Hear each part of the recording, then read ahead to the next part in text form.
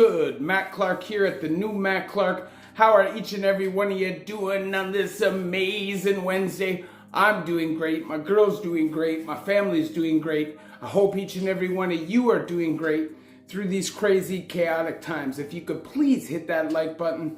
If you could please hit that subscribe button and that bell notification button so you get all my videos when they're new.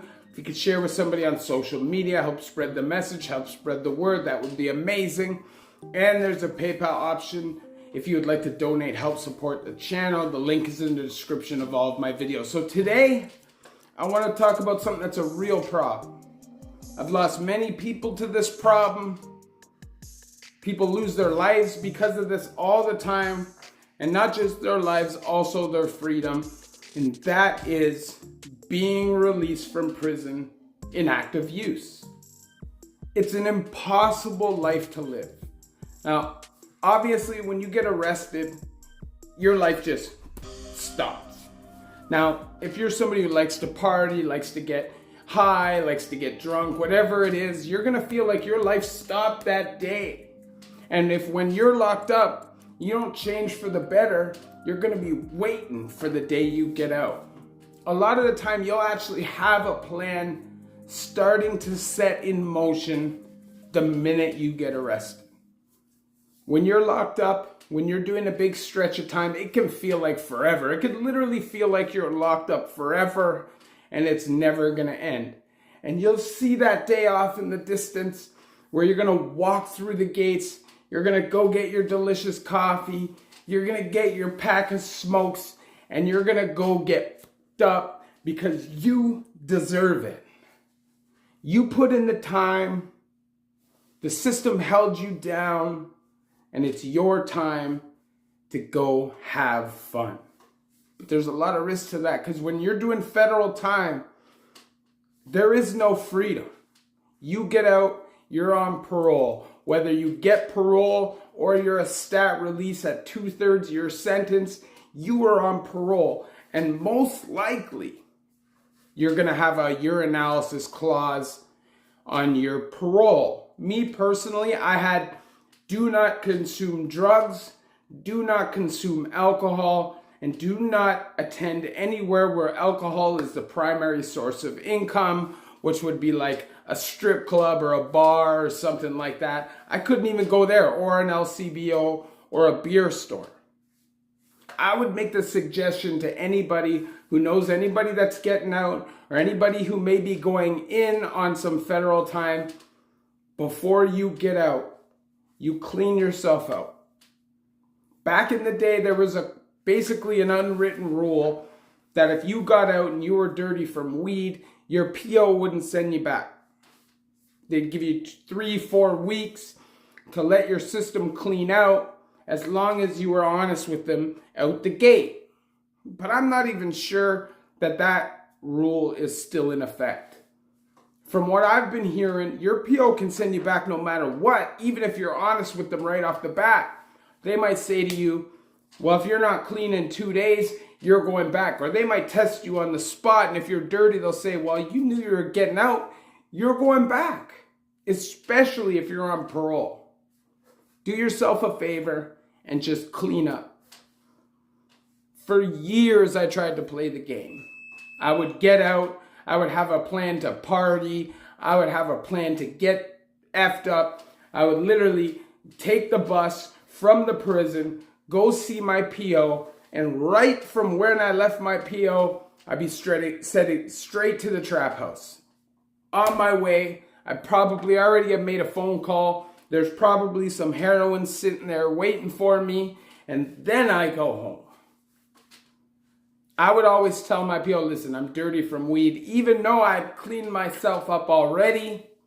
So I knew my system. I knew from years and years and years how quickly my system would clean out. And I knew if I went out clean, but I told my PO I was dirty from THC, that would usually buy me 3 or 4 weeks before I got a urinalysis. And even if not, and they said, no, we're going to test you, I would test clean.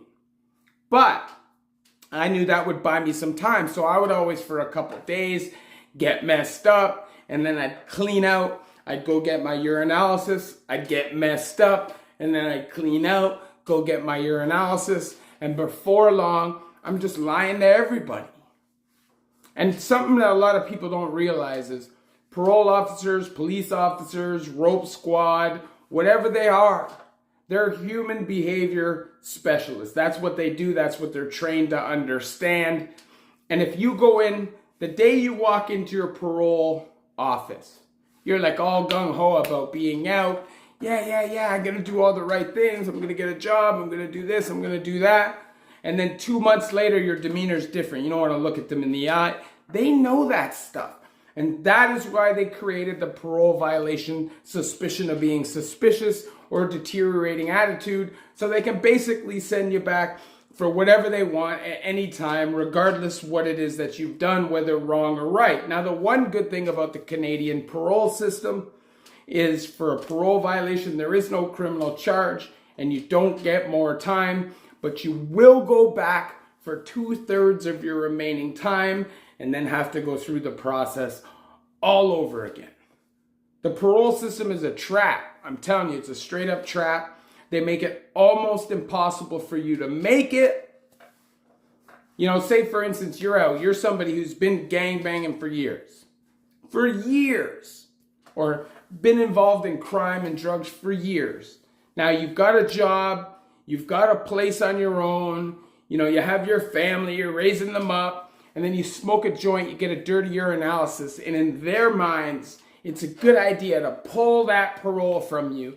You lose your job, you lose your place, and you're reset all the way back to the beginning for a dirty joint urinalysis.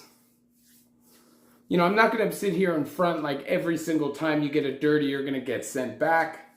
But usually if it's right away, you're probably going to get sent back. You might get a bly if it's just weed, but you're probably going to get sent back.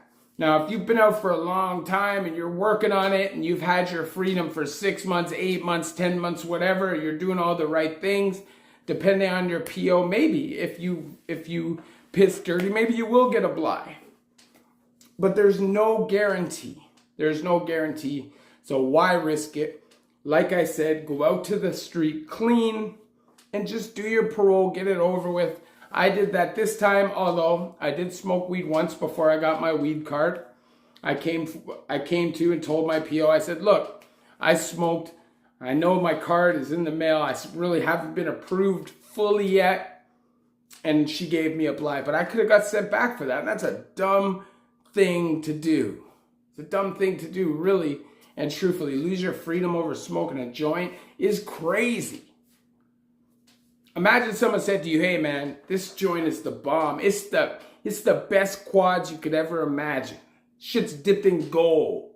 You're going to be blasted for 24 hours off this, the best weed high you've ever had. But in order to get the spliff, you got to go to jail for a year. You'd never, ever do that, right? But when you're in that cycle, it seems like a trade-off that you're willing to take. I don't know. It's crazy, right? It's crazy.